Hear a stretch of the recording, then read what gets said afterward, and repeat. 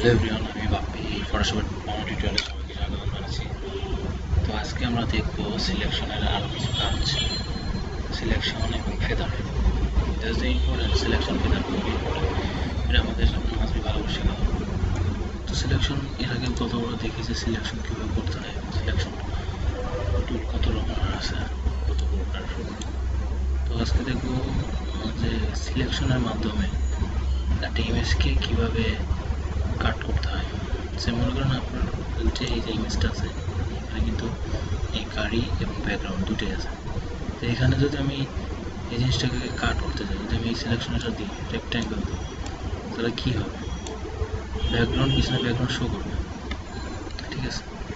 বা আমি electric vehicle যদি ইউজ করি, তারপর দেখেন কিন্তু কী হচ্ছে, এটা ঠিক মতো সিলেকশন আছে। তো এইভাবে এই খুব অল্প সময়ের মধ্যে, খুব কম সময়ের মধ্যে সিলেকশন। আর একটা সিলেকশন আছে যেটা পেন টুল সিলেক্ট করেন, এটা অনেক সময় বলবো, অনেক সময় লাগবে।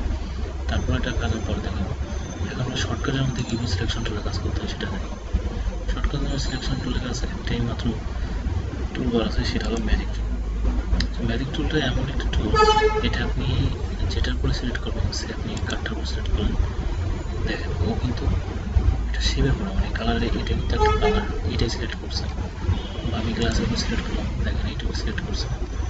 ও আসলে আপনাকে মানে যে কালারটাকে দেবেন সেটাই সিলেক্ট করবে। যদি ব্যাকগ্রাউন্ডে সাদা কালারটা দিয়ে দেন, ও কী করছে, ও কিন্তু পুরা সাদা এরিয়াটুকু সিলেক্ট করছে। দেন এখন যদি আমি এটাকে কাট করি, কন্ট্রোল সি চেপে, control C,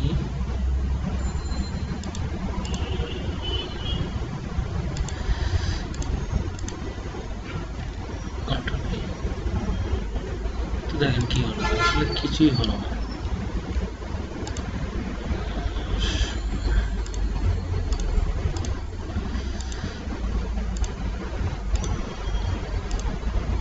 control C, control V, তো দেখেন কি হয়েছে ব্যাপারটা।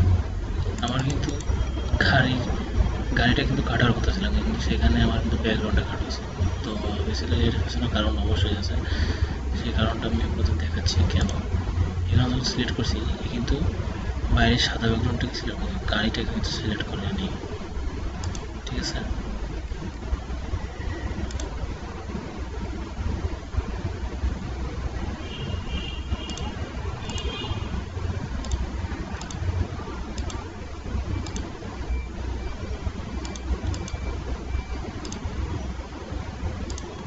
তো দেখেন এখন এটাকে যদি আমার গাড়িটাকে সিলেক্ট করতে হয়, এখানে সারা হোয়াইট ব্যাকগ্রাউন্ডটাকে সিলেক্ট করছে। এখন যদি আমার গাড়িটাকে সিলেক্ট করতে হয়, তাহলে সেখানে আমাকে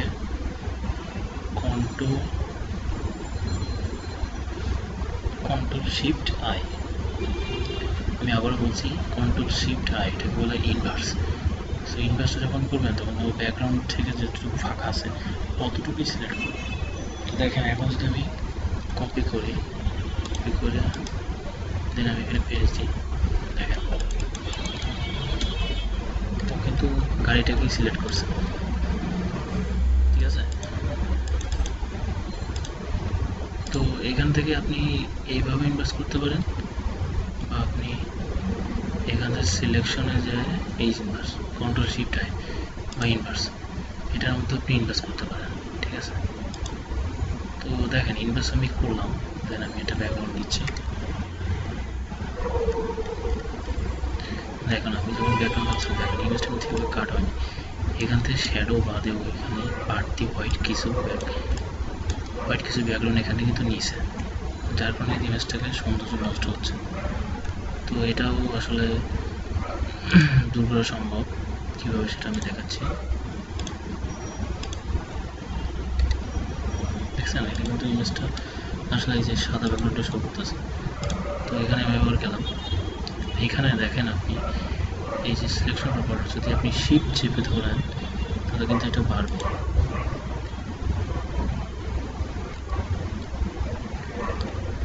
যদি আপনি শিফট চেপে ধরেন তো দেখেন এটা কিন্তু বাড়বে।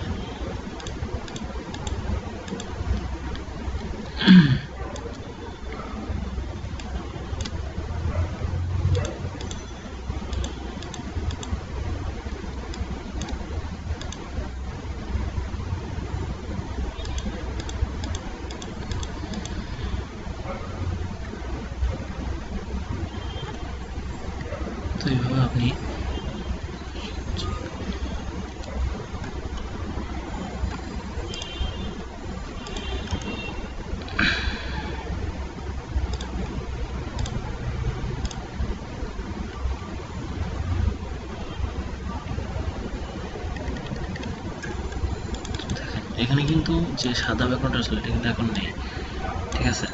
এইভাবে আপনি এটাকে প্লাস মাইনাস করতে পারেন। এখানে শিফট চাপলে প্লাস হবে, আর যদি আপনি অল্টা চাপেন তাহলে মাইনাস হবে, অল্টা চাপলে মাইনাস হবে, শিফট চাপলে প্লাস হবে, ঠিক আছে। তো এটা তো আমরা অবশ্যই বুঝতে পারছি।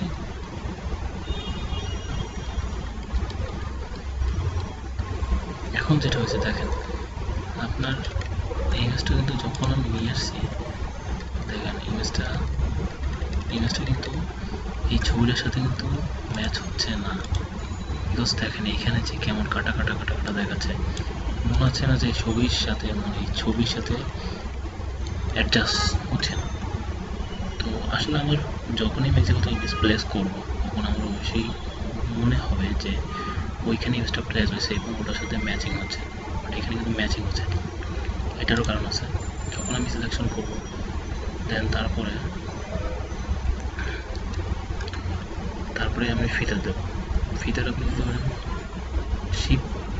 শিফট চাপে F6 এভাবে দিতে পারেন, বা আপনি এখান থেকে সিলেকশনে যায় মডিফাইতে যায় ফিল্টার, ঠিক আছে। এখান থেকে আপনি ফিল্টার দিতে পারেন। বেসিক্যালি আমি একটু এখানে ফিল্টার দিলাম 7, দেন ওকে। ফিল্টারটা আসলে আপনি দিবেন হচ্ছে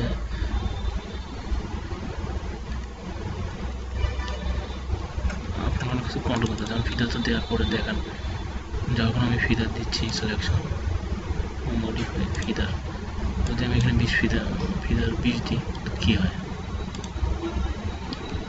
তো দেখেন এখানে কিন্তু ইমেজটা গাড়িটার ভিতরে, এই যে এখানে কিন্তু গাড়িটার ভিতরে ঢুকে গেছে। তো এটা যখন কাট করবো তখন কিন্তু এটা কেটে যাবে, তখন কিন্তু আমার দেখতে ভালো লাগবে না। অবশ্যই যখন ফিল্টার আপনি দিবেন এই জিনিসটা খেয়াল রাখবেন। এখানে আমি দিলাম 5, দেন ওকে। তাহলে একটা মানুষ এটা ম্যাচিংয়ের মধ্যে আছে। যদি এর বেশি আমরা দিই তখন কিন্তু ওই যে সব ইমেজের উপরে ডিপেন্ড করে আপনাকে ফিল্টারগুলো আপনি করতে করতে বুঝতে পারবেন, ঠিক আছে। ফিল্টার দেওয়ার পরে কন্ট্রোল সি দিলাম, কন্ট্রোল ভি দিলাম,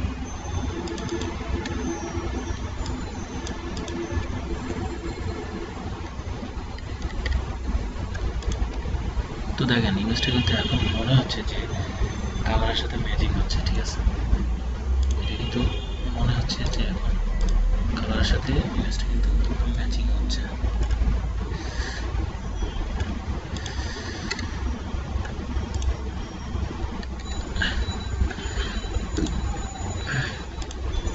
ঠিক আছে, কিন্তু আগের ইমেজটা কিন্তু ম্যাচিং হচ্ছে না। তাহলে আপনি একবার একটা ইমেজ করে দেখায়।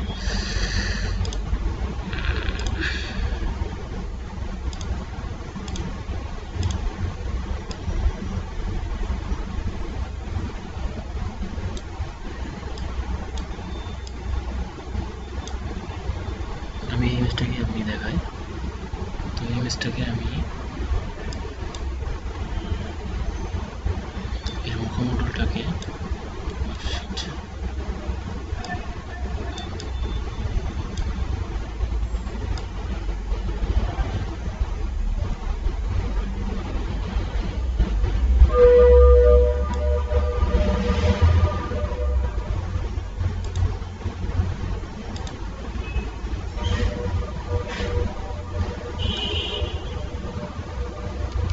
কাট করলাম। কাট করার পরে এখানে আমি পেস্ট করলাম। তো দেখেন এখানে কি হচ্ছে, এখানে মনে হচ্ছে কিন্তু ইমেজটার সাথে কিন্তু এটা ছবি, মানে ব্যাকগ্রাউন্ডের সাথে ইমেজটা কিন্তু ম্যাচিং হচ্ছে না। ইমেজটা ই করা হয় না, দেখছি।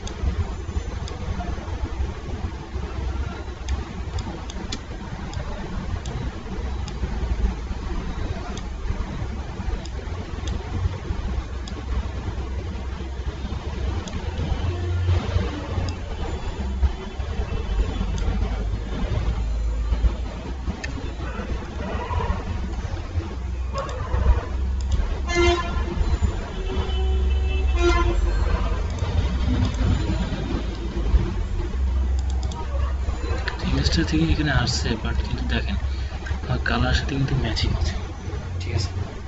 তো এই ম্যাচিংটা আসলে ফিদারের কাজ হলো ম্যাচিং, ওই পাশের আশেপাশের যে লেয়ারগুলো থাকে লেয়ারগুলোর সাথে ম্যাচিং করাটাই ফিদারের কাজ। সো এখানে গেলাম, এখানে ফিদা দিলাম, কন্ট্রোল F6, এখানে দিলাম 20, কন্ট্রোল C, দেন কন্ট্রোল V।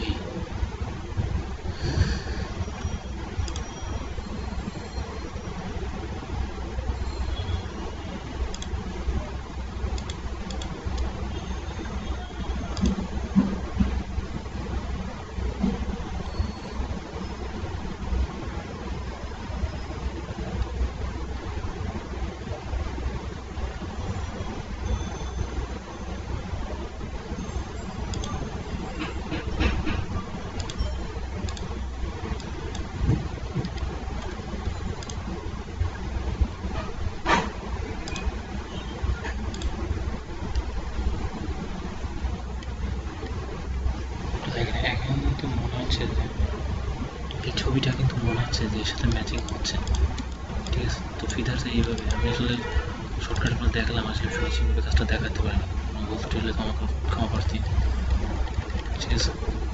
তো আপনি ফিদারে কাজ করতে পারেন। আরেকটা সিলেকশনের পর আরেকটা জিনিস আছে, মনে করেন আপনার ইমেজটা সিলেকশন যখন করছেন আপনার কম বেশি হয়েছে, যেমন এখানে দেখেন, এখানে কিন্তু আপনার একটু ফাঁক রয়ে গেছে, তো এইটুকু আপনি এখানে সিলেকশন থেকে আপনি ইয়ে করে দিতে পারেন, সিলেকশন, মডিফাই, কন্ট্রাক্টে যদি আপনি একদম 5 দিয়ে দেখেন কি হয়, কমতেছে।